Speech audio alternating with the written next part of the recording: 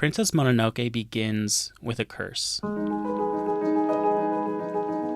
Our protagonist, Ashitaka, is defending his village from a boar-turned-demon hell-bent on destruction, and as he shoots dead the demon, his arm is engulfed by its tentacles. In the demon's dying breath, it says,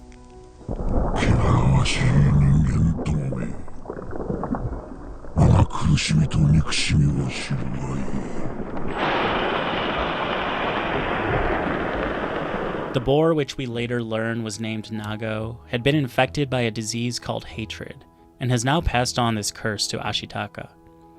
Throughout the film, Ashitaka's infected arm attempts to act on its hatred, but slowly, Ashitaka learns to tame it, and even to transform it into love. But this is not a story of good versus evil, or right versus wrong. It's a story of reconnecting with harmony, of seeing that the totality these opposites encompass is much larger than the sum of their parts. Princess Mononoke's complex characters represent the fact that within all of us are the capacities for love and hate, trust and fear, wisdom and ignorance, greed and generosity, violence and peace. And if we refuse to see the humanity of hateful people and instead respond to them with more hate, this hate will only multiply until it consumes us all. The hyper-individualism of Western culture is turning us against one another. We've been conditioned to be selfish, egoistic narcissists who are never satisfied with what we have. Ashitaka's journey to seek his fate is not one in which he sets out with intention. His only task is to observe. その地に赴き、曇りのない眼で物事を見定めるなら、 And what he sees is the hate-fueled, calamitous path that each character is on, paths which, if not counterbalanced by love, would have destroyed the entire forest and all life within. Princess Mononoke is often talked about as a man versus nature story. And it is, in a sense. Irontown, where Ashitaka's path takes him, represents the march of human progress, and its leader, Lady Eboshi, reflects humans' worst impulses: greed, exploitation, selfishness. And San, or Princess Mononoke, and the forest spirits fight back against the destruction of their habitat admirably. Simple, right? Man bad, nature good, right? Well, not quite. While yes, Lady Eboshi puts the vileness of human conquest on full display, she is not without her own virtues. She bought women out of prostitution, she gave outcast lepers a place to work and live, and she protected her own villagers. And the forest spirits in San are so blind with rage and hatred that they act without thinking of the consequences that nearly destroy their own habitat. That's what I love about this film. There are no black or white characters.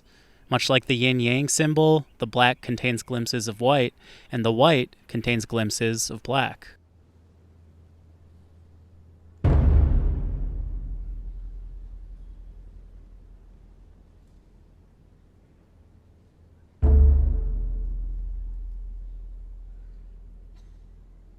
Yin-Yang is a concept in Chinese philosophy representing the complementarity of opposing forces. As the Huangdi Neijing explains, quote, "In harmony, the yin-yang's two aspects lean on, support, and attain each other. These two aspects, be it high and low, goodness and wickedness, love and hate, life and death, are not moving towards some resolution. They simply are. They depend on and complete one another. You complete me. And form something greater than the sum of their parts." We meet the forest spirit after San, having just been rescued from certain death by Ashitaka, takes him to the spirit's pond to tend his wounds. The forest spirit, also called Shishigami, Deer God, or Nightwalker, is a perfect encapsulation of the yin and yang aspects in harmony. It gives life and takes death. It unites the spirit world and the material world. It encompasses night and day. At night, it is strong, vast, and otherworldly. During the day, it is graceful, silent, and grounded. Director Hayao Miyazaki's films are so deeply intertwined with nature because he wants us to see the simple truth that we are nature. Miyazaki writes in Starting Point, quote, "Although humans are a part of nature and nature gives us life, there is a definite breakdown between us and nature. We try to conserve nature because it yields a nature useful to us as a species. But nature is essentially savage. It negates culture and civilization. Nature is valuable not because it bears utility for humans, but because it is profound, mysterious, and deeply spiritual. And that brings me to the main point I want to bring up in regards to harmony.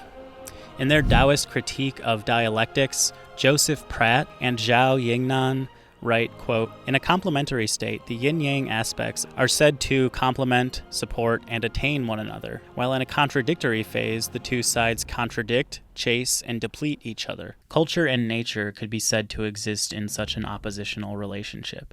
And it's interesting that Miyazaki says they negate each other. As such, an interpretation of Princess Mononoke, something that I wrote about a bit in my comparison of yin-yang and dialectics, is that we are living through what Pratt and Zhao call a discordant time, a time of contradiction over complementarity. The forest in Princess Mononoke, when healthy, when not under attack by culture, is in harmony. Water and sunlight quenches the thirst of plants and animals. Animals feed on plants, mushrooms, and each other, and when living beings die, their bodies decompose and become one with the forest again. We see this entire process in each step of the Shishigami. As Lao Tzu writes in Tao Te Ching, quote, "For being and non-being arise together. Hard and easy complete each other. High and low depend on each other. Note and voice make the music together. Before and after follow each other." This is how the world has existed for billions of years, as is alluded to in the film's opening voiceover. And this timescale is important. We have to remember that on the cosmic scale, humanity's entire existence is a grain of sand. Civilization is perhaps a molecule within this grain of sand, and the industrial age is an atom within that molecule. Verse 55 of the Tao Te Ching says that whatever is contrary to the Tao will not last long. Right now we exist contrary to the Tao, which is to say in a state of conflict, disharmony with nature, violence, and inequality. I think this quote is exactly right, that what we are doing is unsustainable. So we have a choice to make. Do we continue with this system and its inherent greed, or do we make a change? Miyazaki writes, quote, "We need to show civility to other living things, but also, I think, to the water, the mountains, and the air. At a minimum, to be civil means to initiate civility, but not to demand it of others." Put another way by Lao Tzu, quote, "Bearing yet not possessing, working yet not taking credit, leading yet not dominating. This is the primal virtue." As we stray farther and farther from this civility and harmony, nature is thrown into more and more disarray. Natural disasters, once a normal corrective process of a healthy ecosystem, are now destroying vast swaths of land and displacing residents. Nature is fighting back. In Princess Mononoke, the battle between man and nature climaxes in the Battle of the Boars, where the boar leader, Okato, blind with rage, leads his army into slaughter, and after sustaining fatal wounds, runs to the pond of the forest spirit to ask to be saved. But all this does is lead Lady Eboshi's trackers right to the forest spirit. Lady Eboshi, who had made an agreement in which she would kill the forest spirit and give its head to the emperor in exchange for Iron Town's protection, does just that.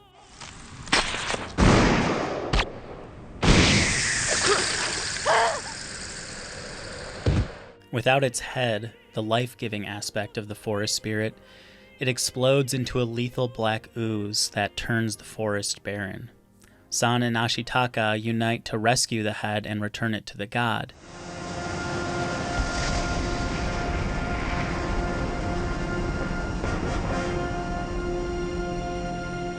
But irreparable damage has been done.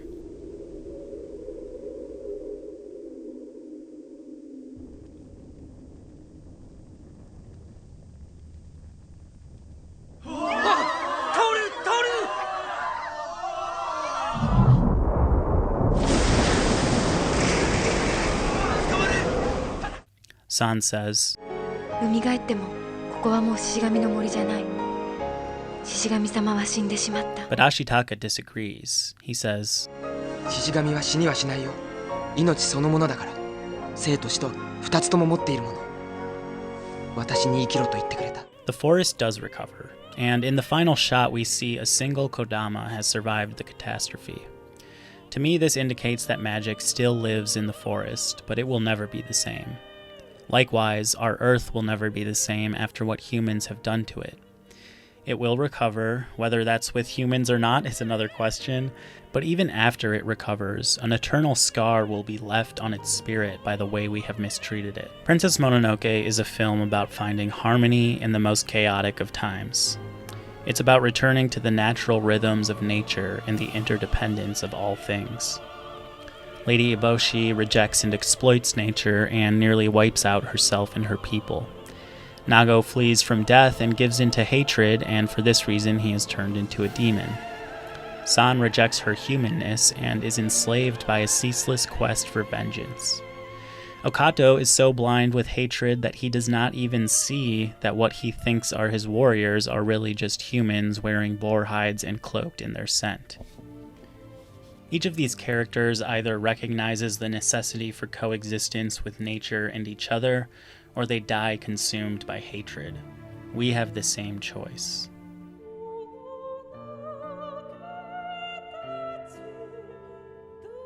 Real quick before we move on to part 2, if you enjoyed this section, I'm doing a deep read of the Tao Te Ching on my Substack, so go check it out, and if you're so inclined, become a paid subscriber. Would really help support this channel as I get off the ground. Anyways, back to the video.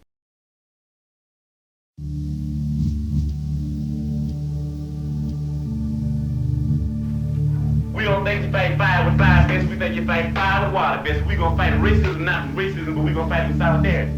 We said we're not gonna fight capitalism with black capitalism, but we going to fight it with socialism. Peter Kropotkin was a Russian geographer and anarchist writer who wrote about his findings on his geological expeditions in Mutual Aid, A Factor of Evolution.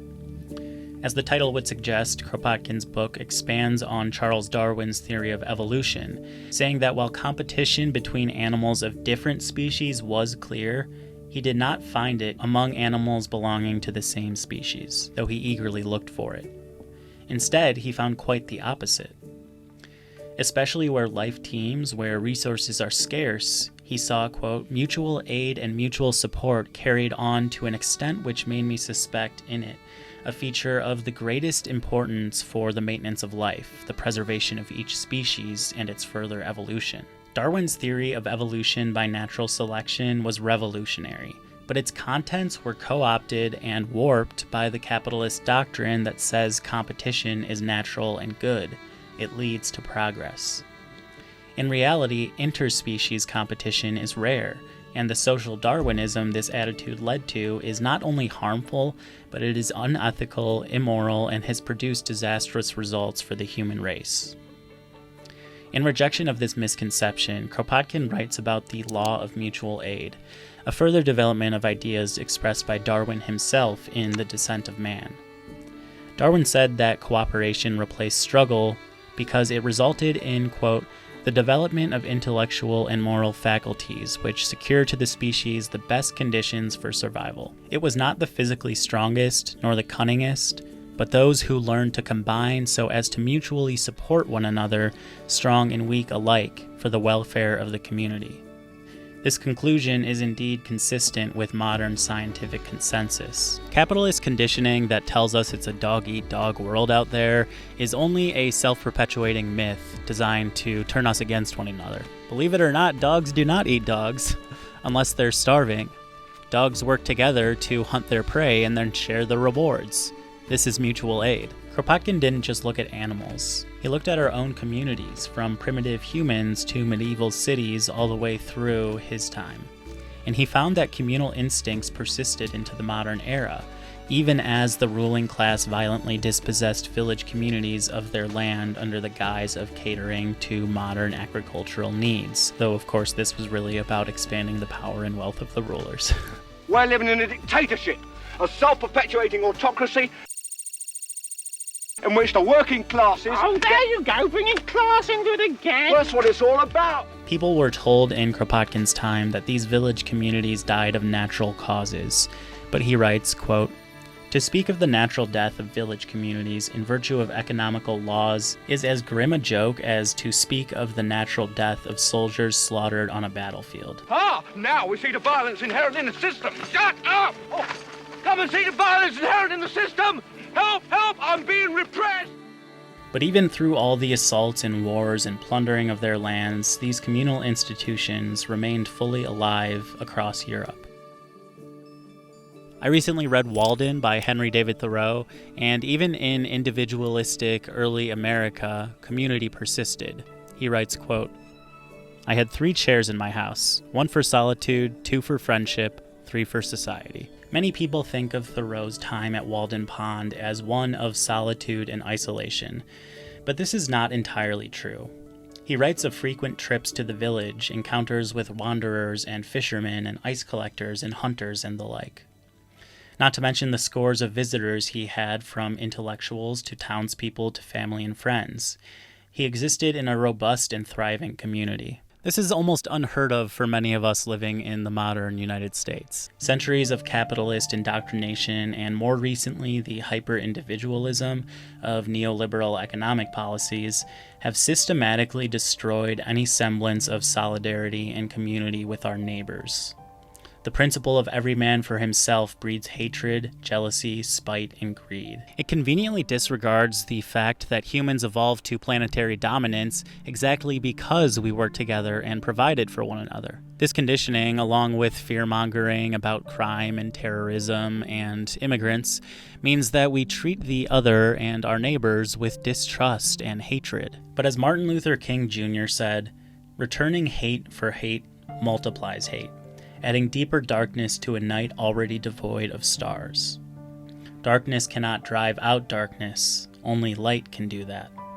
Hate cannot drive out hate, only love can do that.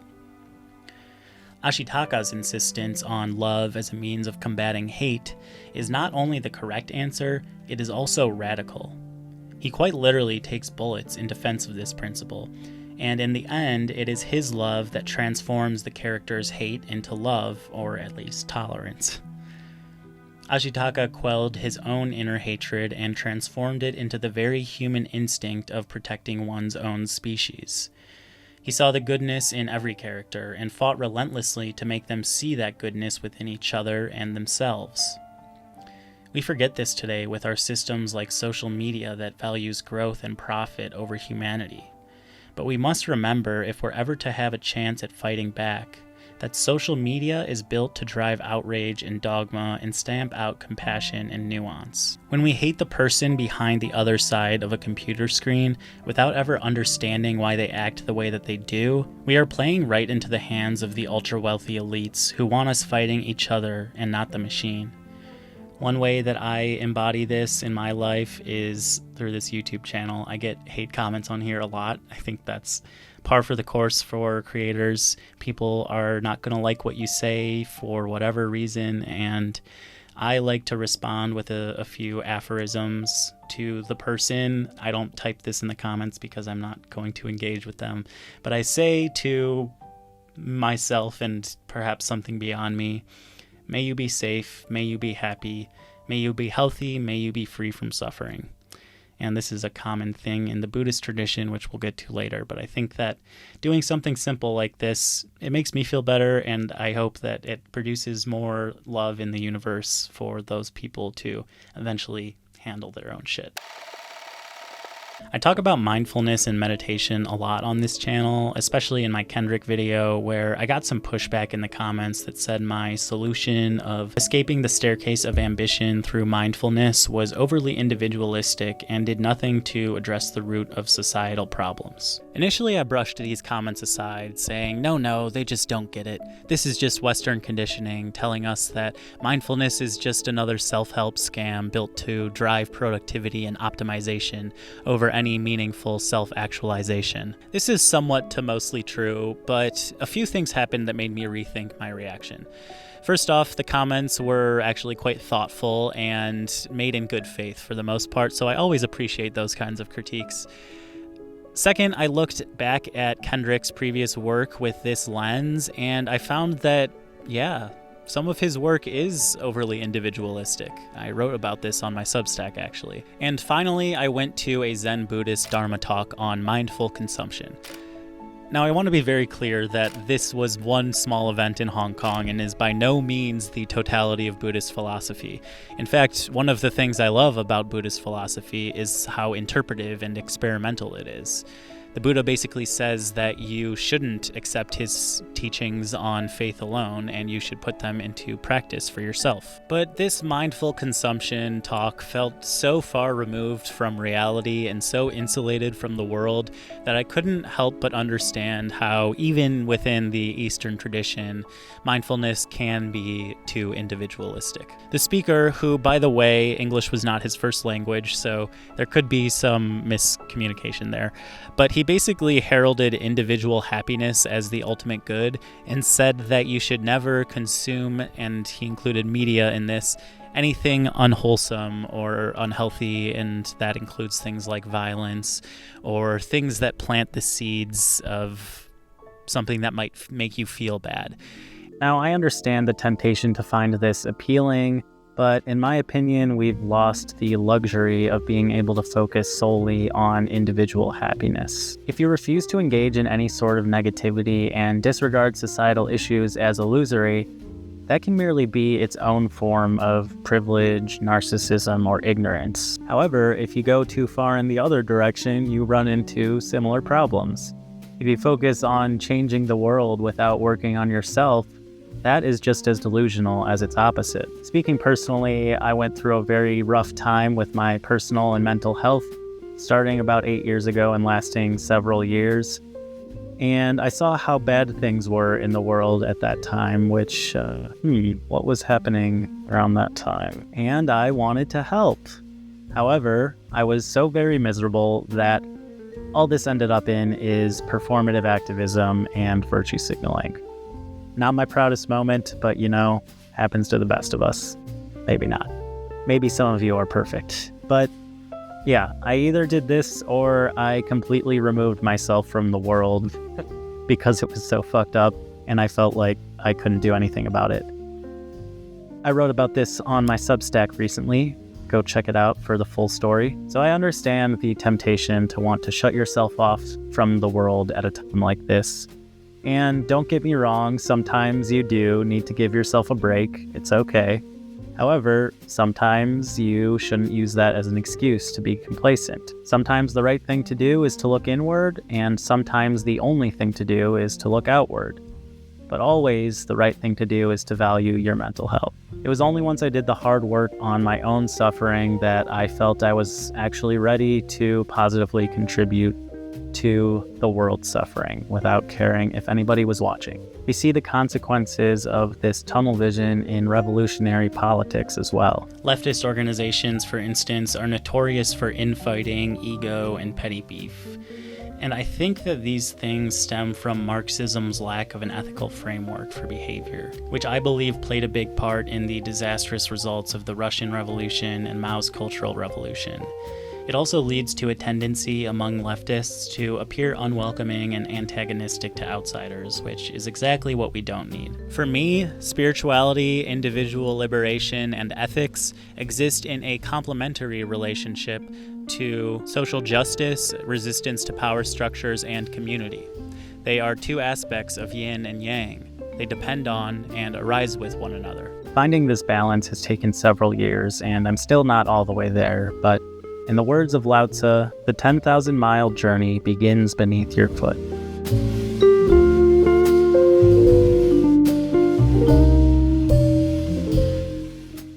Good and evil exist within all of us, as do hatred, greed, violence, compassion, solidarity, transformation, selfishness, egoism, strength, sorrow, grief, awakening, and resolve.